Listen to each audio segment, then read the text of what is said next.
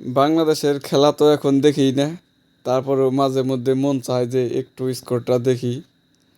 আজকে স্কোরটা দেখলাম, আফগানিস্তান 293 রান নিছে। আর বাংলাদেশ, যারা খেলা দেখছেন তাদের মনের অবস্থাটা আমি একটু জানতে চাই। আর যারা খেলা দেখেন নাই, আমার মতো শুধু স্কোর দেখছেন, তাদের মনের অবস্থাটাও জানতে চাই।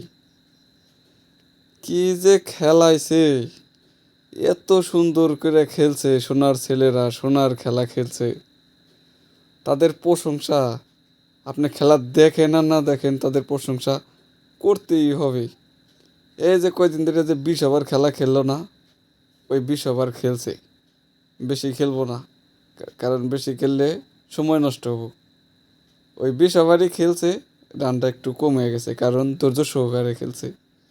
50 ওভারের খেলা 20 ওভার করে এই খেলা শেষ দেব, কারণ এই কয়দিন তারা 20 ওভার খেলছে। এই রকম পারফরমেন্সের জন্য ওদের টাকা দিয়ে কেন যে রাখে আমি বুঝি না।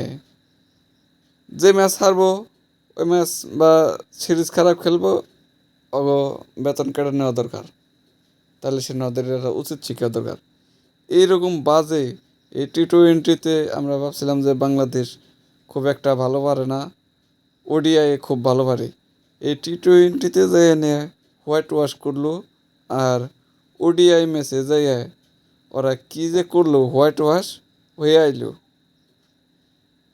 ভাবছিলাম যে একটা বা দুইটা ম্যাচ হয়তো জিতবো, একটা ম্যাচও তো জিতবো না। বিশেষ করে আজকের এই ম্যাচটা 100 রান করতে করতে যে ওরা অল আউট হয়ে যায় ভাব, এইটা আর কি বলার মতো আর কোনো কারণ নাই। আবার 2-4 দিন বকবো, আবার খেলা দেখবো, কিন্তু ওদের কোনো পরিবর্তন হবো না, কারণ আমাদের কোনো পরিবর্তন হয় না, আমাদের টিম লিডারদের কোনো পরিবর্তন হয় না, ম্যানেজমেন্টের কোনো পরিবর্তন হয় না।